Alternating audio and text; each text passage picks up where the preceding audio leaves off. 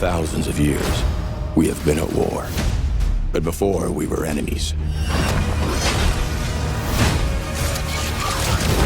We were like brothers. I appreciate you having my back. No matter what.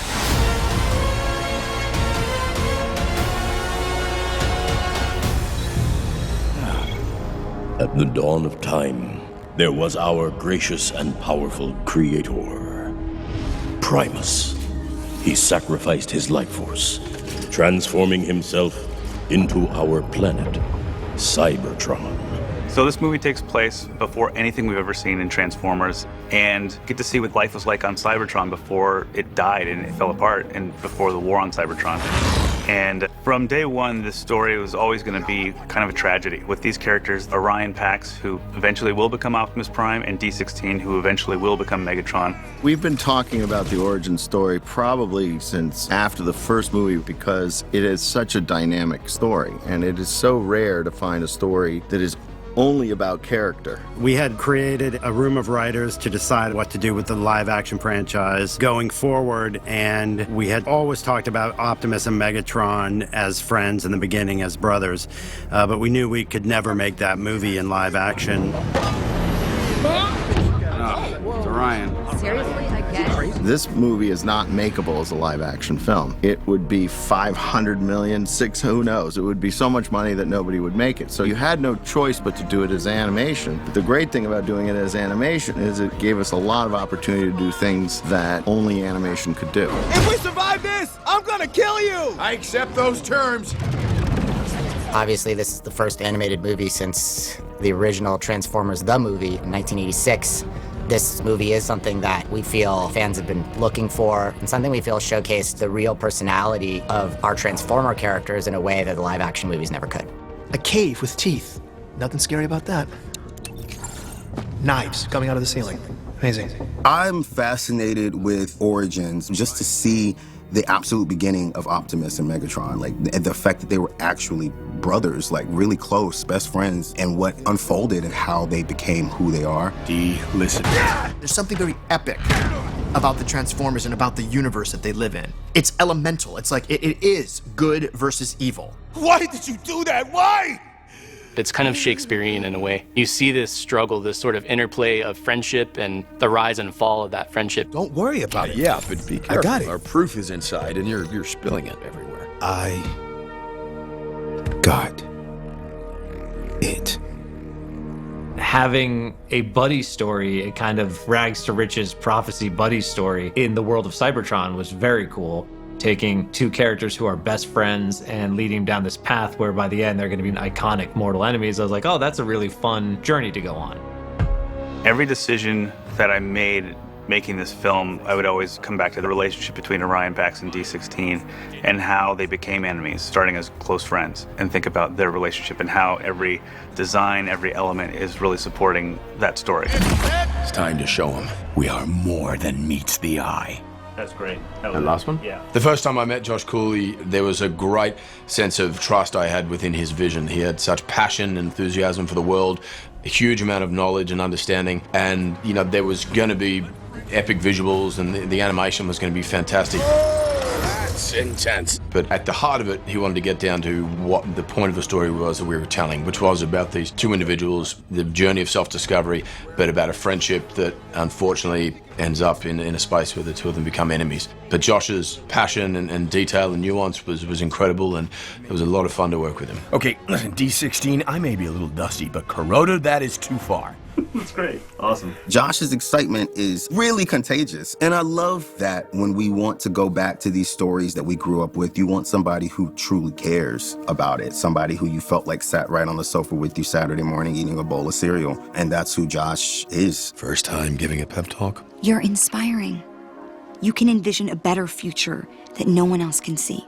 I'm an enormous fan of Josh Cooley, our director. I absolutely love his brain. I love his work so much. Josh Cooley, as a director and as a human being, is second to none. I thought Josh's work on Toy Story 4 was really outstanding. You could tell that he was a real filmmaker. You know, Josh is obviously incredible with story. He's incredible with character. He's incredible with his actors. And he's great at getting the best out of people. Josh had a great way of getting the best out of all of us, where he let us be artists, he let us be filmmakers and storytellers. Josh is like, how do we make this the best possible movie ever? He's an animation wizard, first of all, and he's got so much childlike kind of enthusiasm for it. And he wants this to feel like we're out here playing with our toys and we're having a great time, but also is dialed into these characters and their journey and wanting to make sure it feels real and that it hits with the impact of something that's real drama. Josh has been in this business a really, really, really long time. You know, Josh's career was primarily at Pixar. He started as a story artist and worked his way up to obviously directing and won the Academy Award for Toy Story 4. He cares about everybody. He gives everybody the time they need. And as a director, he's unbelievably impressive in all aspects. Not only just as a director, he's also an artist, which is incredibly important to have somebody who can really draw and draw storyboards and stuff like that as a part of an animated movie. And he's a writer. So that trifecta of talent, to work with that has been incredible because you don't always get that in a director, and when you do, it's like you hit the jackpot. We don't even have to win. No, that's good because we wouldn't. Motion capture is usually used towards the end of production, but we decided, like, what would happen if we used it at the beginning? Almost like using it like storyboards. So we would create really rough storyboards and then go onto the motion capture stage at ILM. We had actual actors, like motion capture artists, in suits, and so we were able to kind of block out these scenes. It was great because I got to direct the movie almost like a play before we animated it. And that way, the blocking became a lot more organic because you had like real people interacting with each other. Great. That was awesome. Cut. It was a new way of thinking of motion capture as a previs/storyboard technique. The animation style is absolutely insane. It's beautiful. The texture of the images is so complex. It doesn't look animated. I mean, it does and it doesn't at the same time. They really created something that feels completely unique to this Transformers. I mean, it's incredible. Like, if I were a kid watching this, I don't know, I'd literally be drooling and like losing my mind because it's just so detailed and so real. The visuals were stunning. The colors, the tones, the detail just felt fresh and unique and exciting. It doesn't feel like something we've seen before, and that's really hard to do. You know, we always talked about this as not being animation and not being photo real. It's somewhere in between. It's almost immersive. It was the intention to make this film feel as if it is real without looking like it is real. It's a whole different look that you've never seen before. You sort of had Spider-Verse on sort of the more cartoony side, and we wanted to take it in the opposite direction where it's almost a hyper photoreal, but we didn't want to go photoreal. We always wanted to feel like there was a handmade quality to it, almost like concept art come to life, but it still has the physics of a real world, the lighting, the weight, to make it feel really believable and like there's real heft to these characters. Throughout the movie, you feel like you can almost reach out and touch every one of our characters because they feel hard and metallic, and it really creates a vision that people are going to be really surprised by. Follow me as we march on Iacon and I take down Sentinel once and for all! This movie brings it all. It's got scale and scope and comedy and action and drama. And this film builds from minute one all the way to the end.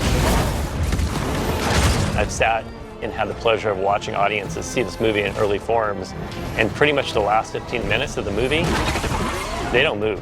They are transfixed because the pacing and the action and the drama is amazing, and that really goes down to Josh's leadership in knowing how to tell a story. You have betrayed Cybertron and its citizens, and you betrayed me.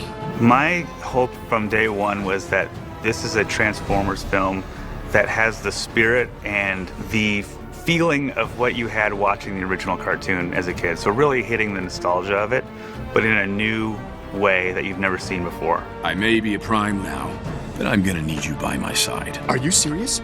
This is the greatest day of my life! I get to work for the government!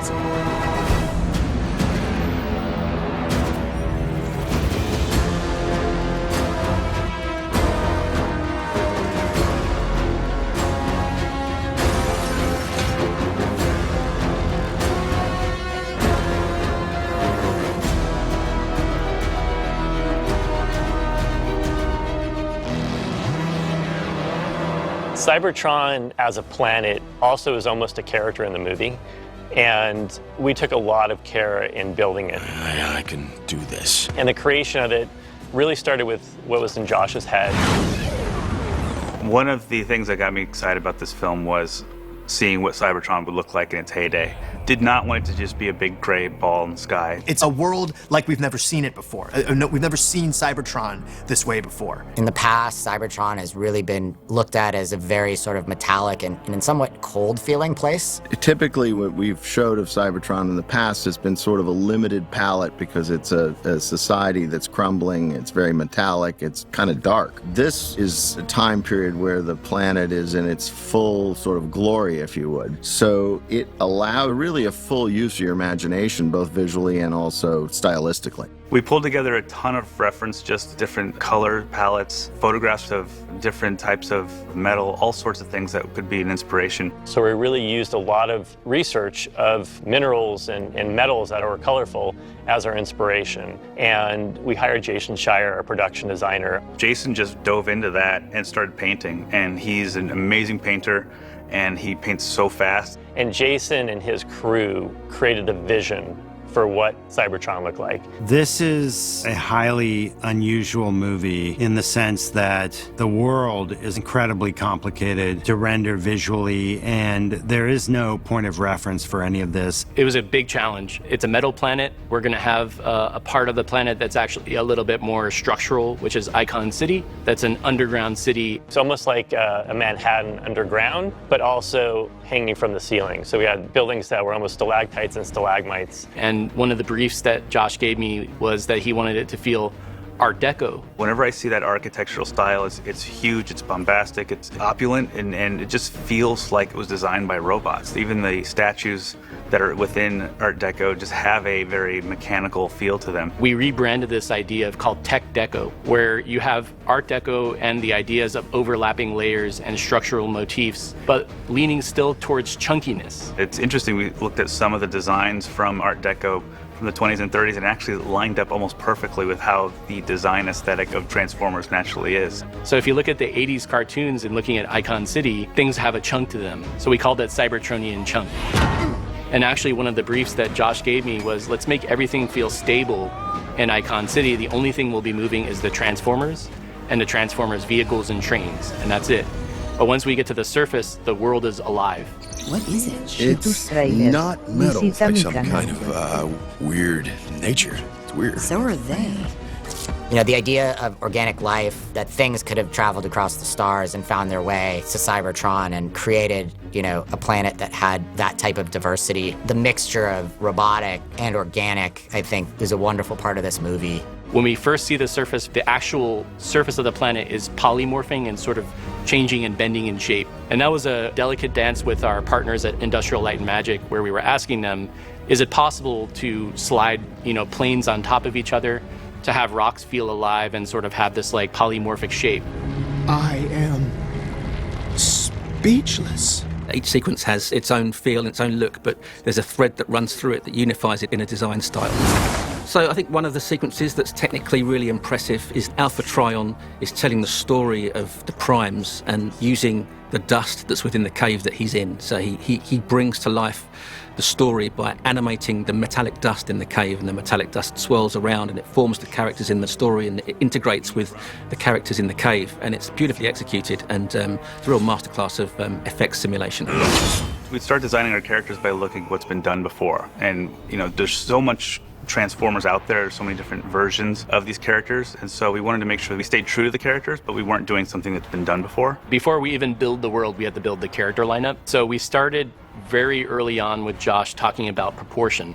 And I had this thought, and I had looked at a lot of like anime, where they exaggerate the length of the legs and leave the torsos about the same size, and they have the feet just a little bit bigger and a bit wider, and it makes the characters feel like a big trapezoid where they have this like kind of sense of heroism to them. Their uniqueness enhanced by these.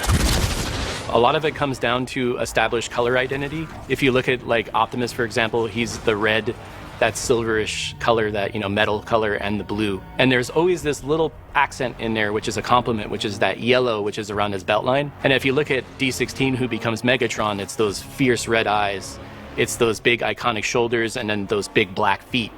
And so we really wanted to make sure that those visual essences and those visual archetypes were incorporated through every single character. This fight is mine. Now go.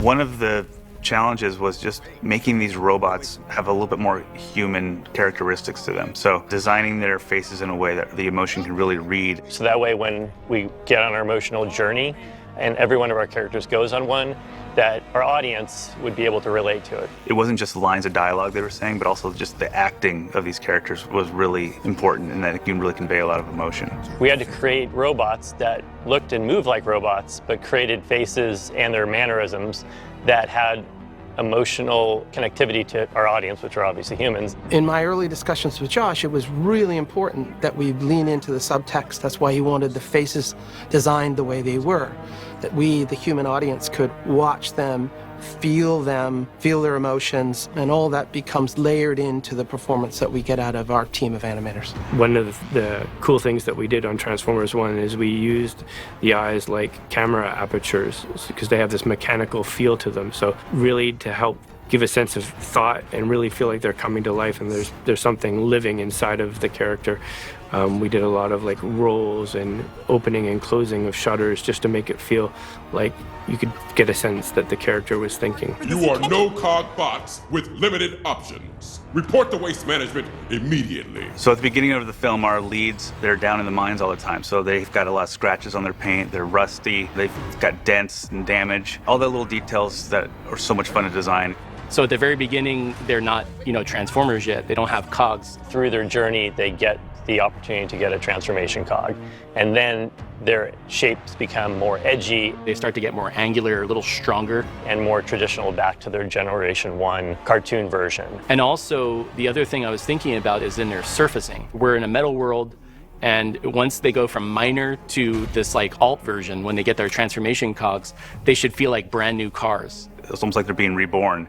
And so their paint is brand new, and they just have this look to them, this sheen, and the light hits them differently. You can even see like the fleck in the paint and everything. Their paint became more metallic. It gets shinier. They feel like they're right off the showroom floor. We have cogs. We can transform now. That's right.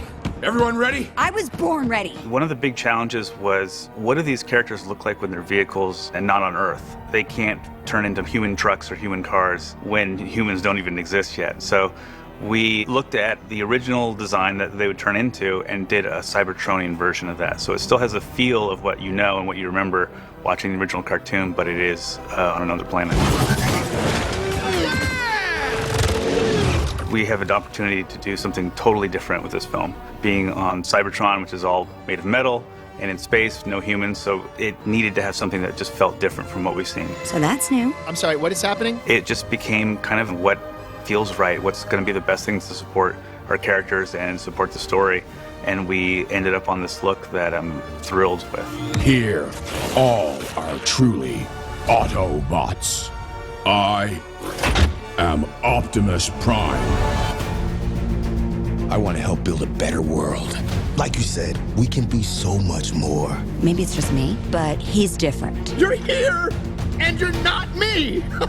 My friends, my Cybertronian family. I see strength in you. All that counts is the strength of one bot over another. We could have built the future together. I don't think so. Awesome! That's what I'm talking about! Now is the time for us to stand up together as one.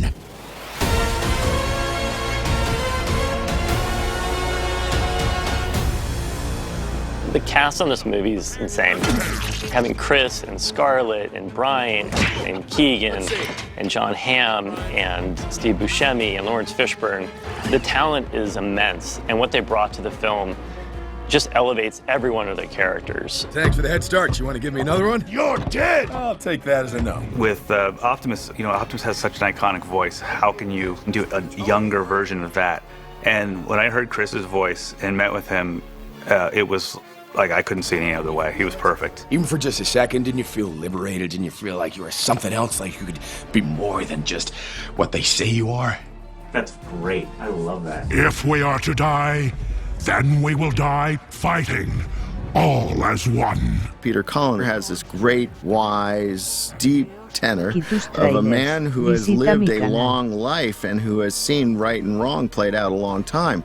That's not Orion Pax. Orion Pax hasn't seen that, so you needed a younger person to play it. So Peter Cullen has voiced the character of Optimus Prime for over 4 decades now, and it was certainly a huge amount of anxiety and trepidation coming into this.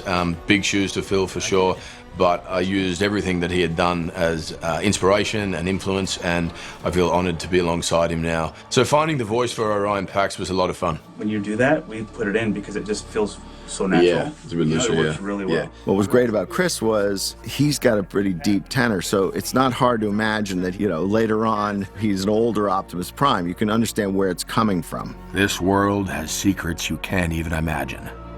This is the character before he becomes Optimus Prime, so it did have to have a different vocal quality and different rhythm to it.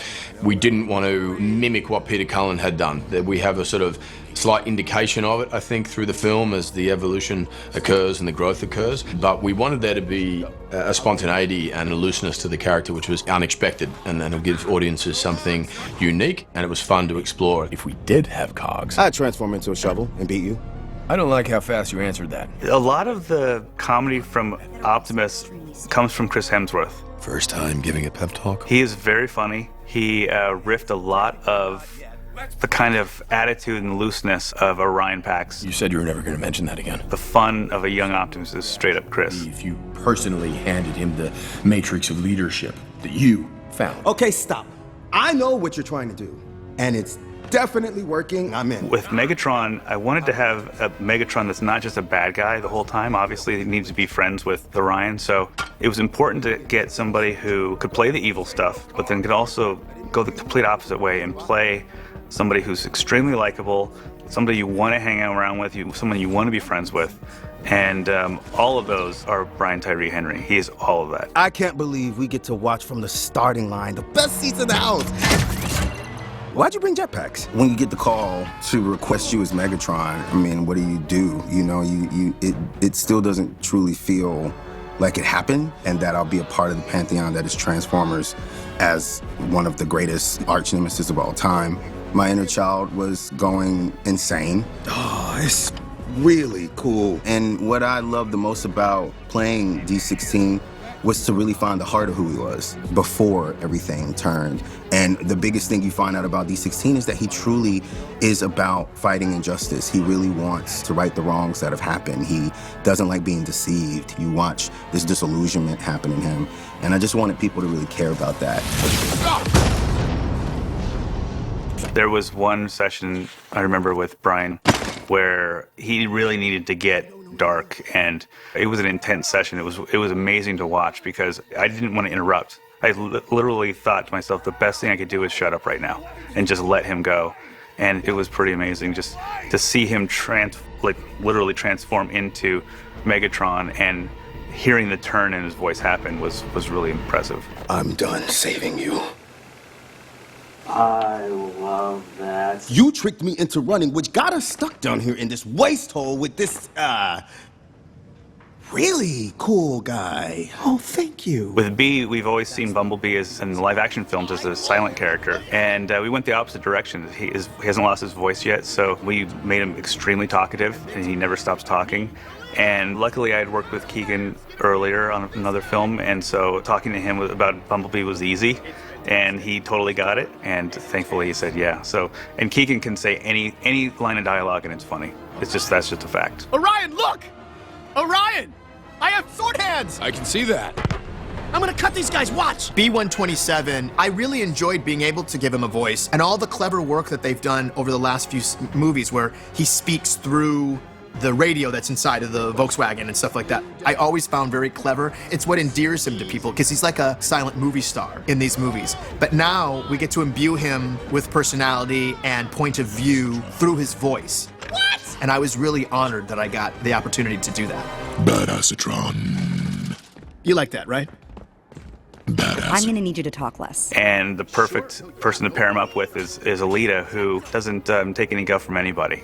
I'd also worked with Scarlett Johansson on another project, and as I was reading Alita's lines, I just saw Scarlett. It was just her. How much energon have you mined under my leadership? So much, Alita, what? I think she's a character that has a lot of integrity. She's a born leader. She's kind of a type A personality who is a little bit of a control freak. So not sure why Josh Cooley reached out to me. I told you to evacuate. I did, eventually. If I get fired because of you. Oh, please. They're not gonna fire you.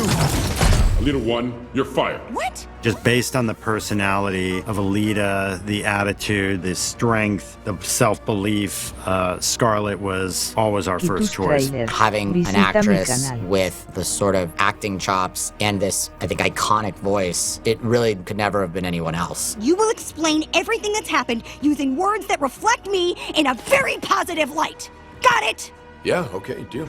Scarlett brings Scarlett to the role. When you think of other characters that she's played and how tough she is on camera, she brings all of that history with her. My point is that your instincts tell you to break protocol for a reason. This blind optimism that you have is why you make such bold and courageous choices. It was important that Alita 1 was not just a side character or somebody that leaned into the frame and said something funny. I really wanted her character to affect the story in a major way. And Orion can only become Optimus with her support and with her guidance. And that was something that I talked about with Scarlett, and she really loved, and Chris loved it as well. And it was like, let's make this a real group effort. That I plucked the cogs from your newborn chests? Forced you to mine so that I could pay off the quintessons and live like a king? John Hamm has a fantastic voice, but also his acting is just phenomenal. I'm absolutely thrilled with his performance in this, and he brought that real, almost like a politician flair to his character, which just made him just even more fun to destroy. Sentinel Prime is our protector. He's been saving us from the quintessons ever since. You have not been saved. You've been living a lie. I saw the truth with my own eyes. Come. I will show you. That's awesome. There we go. I love it. Lawrence Fishburne's voice just has the weight and importance of a Transformer, and somebody that you need to listen to. Anytime he speaks, says anything at all, even if it's like, can you hand me that pencil? You're like, yes, I'll do whatever you need.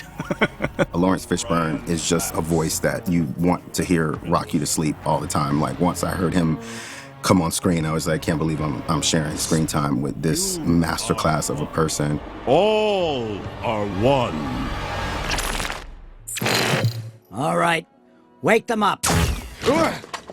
Now, are you spies or just incompetent lackeys? For Starscream, Buscemi was our first choice, and he was perfect. I'm such a huge fan of everybody on our cast, but Buscemi, I've been watching his films forever, and so it was such a treat and a joy to talk to him about it. And I was walking him through our pages and talking to him about it, and I said, do you know a lot about Transformers? Are you deep in the lore? And he went, yeah, not so much. So it was fun to be describing our film to him, and he goes, great, let's do it. I'm going to rip you apart piece by piece so that your death is painful and you'll regret the day you Sounds ridiculous. It's weird. It's Transformers. It needed to have a great cast, and everyone on our film is phenomenal. We all came together and created this film using the mentality of the film, which is all or one. What is our first move? We roll out.